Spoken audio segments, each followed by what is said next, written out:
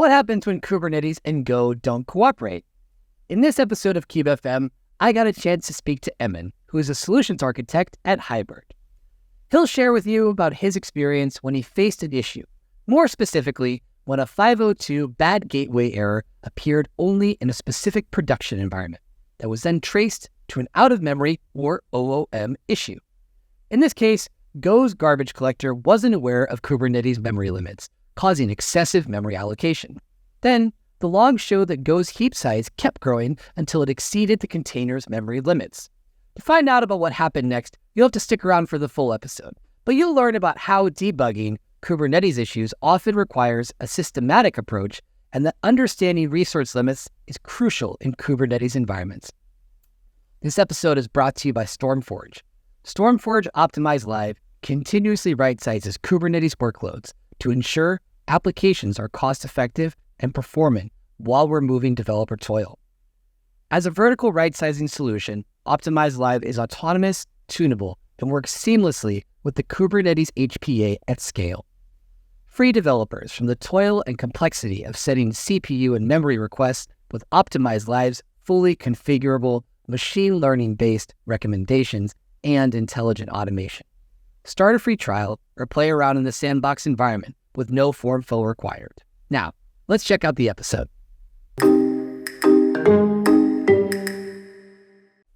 All right, Evan. So, what 3 emerging Kubernetes tools are you keeping an eye on? I'm not really up to date with new emerging tool. I just like the greatest hits and the things that I use in my daily work, like kubectl, Prometheus, Grafana, Minikube, stuff like that. Now, what do you do and who do you work for? So I'm a software developer and a solution architect at Ministry of Programming, a startup studio from Herzegovina that basically helps its clients create new products, iterate, and succeed faster. And currently, I'm assigned as a solution architect at Hybrid. It's an innovative asset management company in the oil and gas industry. Yeah, that's pretty much it. Okay, fair enough. And how did you get into cloud native? My journey started when I joined MOP, short for Ministry of Programming. Their technical direction at the time and still is to use cloud-native tools and frameworks and technologies as much as possible, unless clients require some other setup. So that was my basically when I started working at MOP. And what were you before cloud native? At my previous company, we mostly used Microsoft-related technologies and frameworks without any or very few cloud-native options. Most of the products we worked on were in mortgage industry, and they weren't very keen on using cloud-native tools back then. And the Kubernetes ecosystem moves very quickly. How do you stay up to date with all the changes that are happening? I can't say that I'm up to date with everything in Kubernetes and cloud-native ecosystem. I always like to describe myself as a software engineer and solution architect who prioritizes breadth over depth, but I can double down on specific if needed. One thing I like to do is to subscribe to various newsletters just to stay informed and keep in touch with everything that's going on in specific areas. And the other thing I really love to do is talk to my colleagues that have more depth in this area and learn as much as I can from them. If you could go back in time and share one career tip with your younger self, what would it be? I would say spend less time watching TV shows and more times on books, courses, and articles. But yeah, it hits you really, really fast. And unfortunately, I haven't learned the value of my free time until after I had kids. But yeah, in more technical perspective, I try to learn and try out as many different things as I can rather than be master of few. It's just to keep your horizons more broad and to give you more opportunities and even more um, solution possibilities than and not limiting yourself.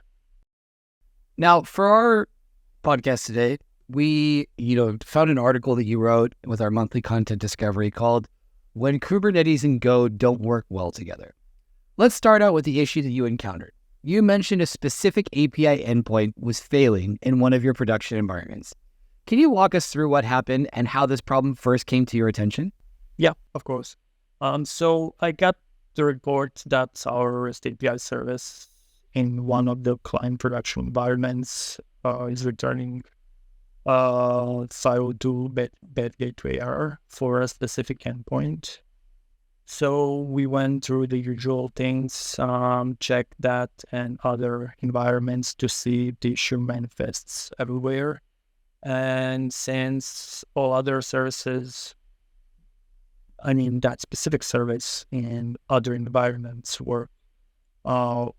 worked just fine, we isolated the issue to the specific environments and started investigating in a bit more detail. So we went through the usual things, checked the logs, nothing was there. But one thing we could clearly see when we called the endpoint is that Kubernetes pod restarts every time the endpoint is called. Now, before we dive too deep into the technical details, it would probably be helpful to understand more about your setup. Could you give us an overview of your production environment and the type of application you're running? Yeah, our production setup for this REST API service and its container and pod is 20 millis for the CPU and 400 megabytes of RAM.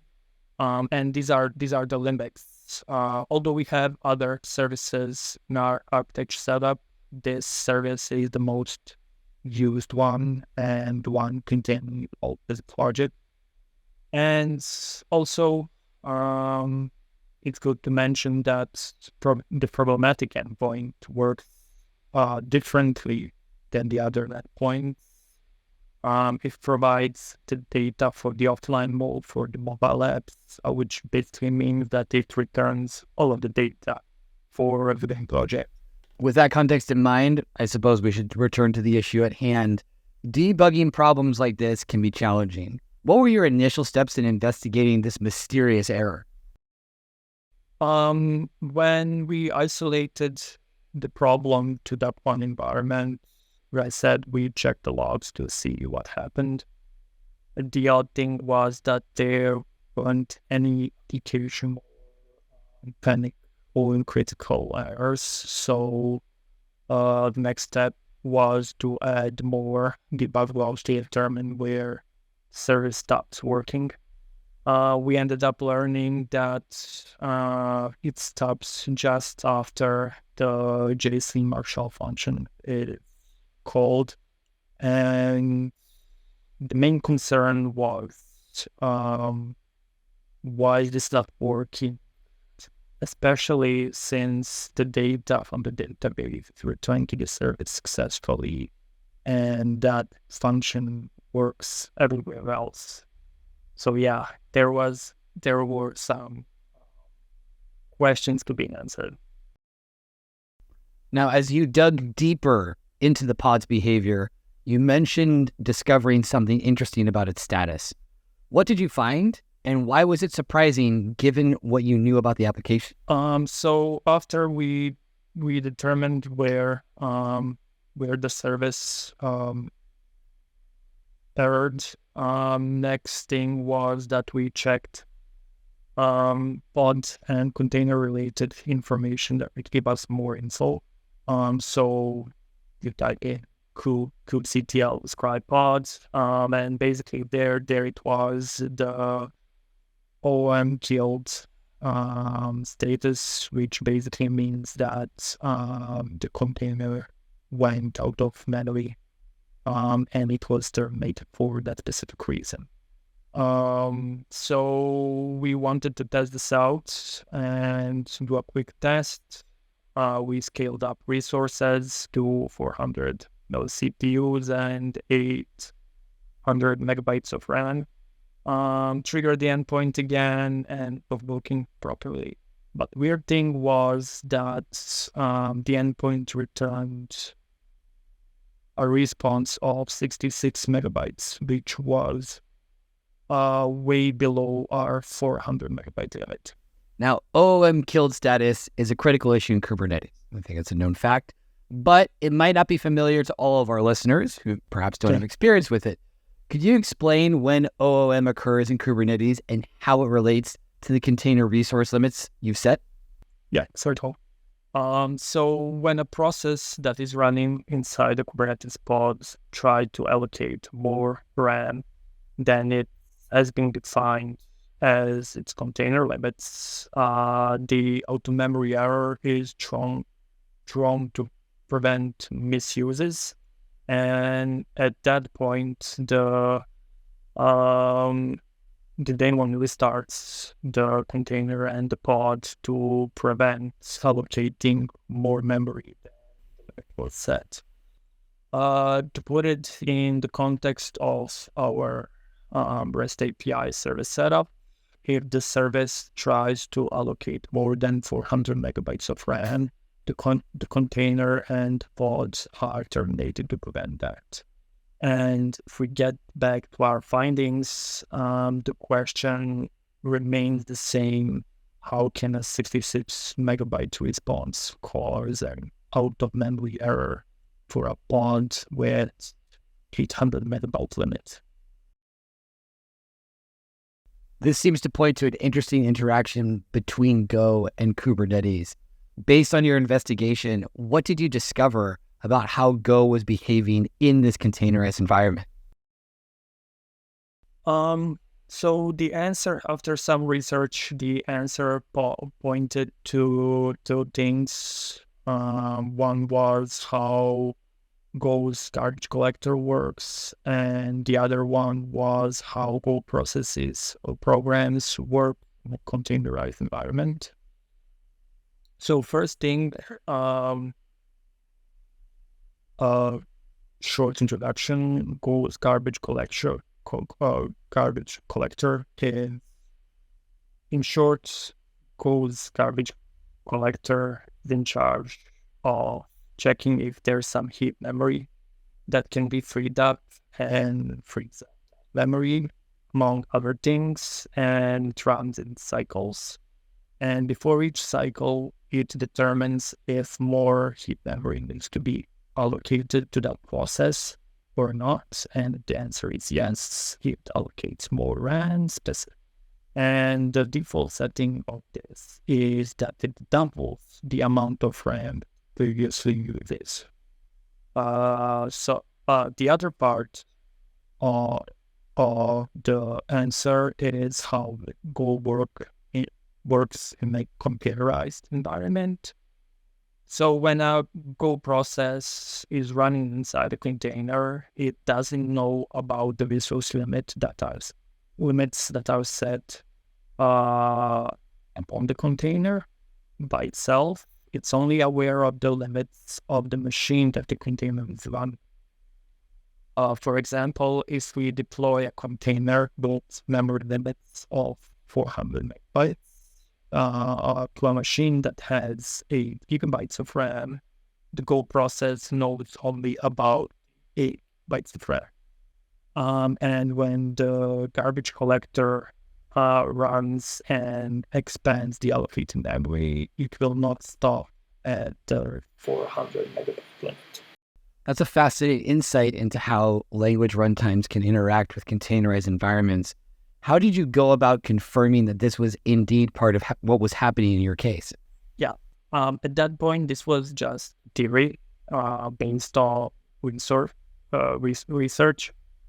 To confirm this theory, we changed the Go debug environment variable to include trace logs for the garbage collector. And with this in place, we were able to see how garbage collector worked, and that at the point where just before the process was terminated, it was able to allocate 260 megabytes of RAM.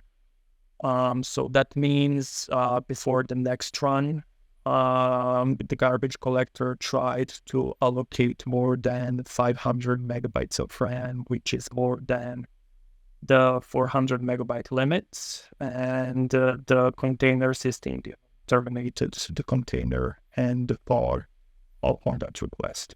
Now that you had identified the root cause, it was time to find a solution. What approach did you take to address this mismatch between Go's memory management and the container's limits? One thing that was added with introduced with Go 1.19 is the Go mem limits environment variable. And this environment variable is used as a soft limit for Go process that is running on a specific machine, specific environment. By default, this environment variable is not set, but when it is set to a specific value, the garbage collector works more aggressively to try to free up more memory and to keep the memory below the set value. This approach worked for us because in this case, when approaching to the limits, the garbage collector doesn't double the allocated memory anymore, but runs more and uses that memory more efficiently.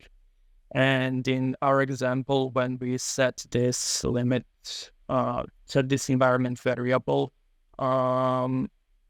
the garbage collector didn't try to allocate more than 400 megabytes of RAM, and we got the 66 megabyte response when triggering the endpoint. It's interesting that this requires manual configuration. Why do you think it's that this isn't automatically handled, and what are the implications of needing to set Go mem limit ourselves? I think that it stems from the fact that Go has been designed to be platform agnostic by nature, and this one is even more important that by default, all the default settings work best for the most of the cases. Sure, there are always trade-offs. We can set the Go mem limit to a specific value, but then you will have the scenario that the garbage collector works more often and more aggressively, and it takes away runtime from your service. Now that you've implemented the solution, how effective was it in resolving the issue?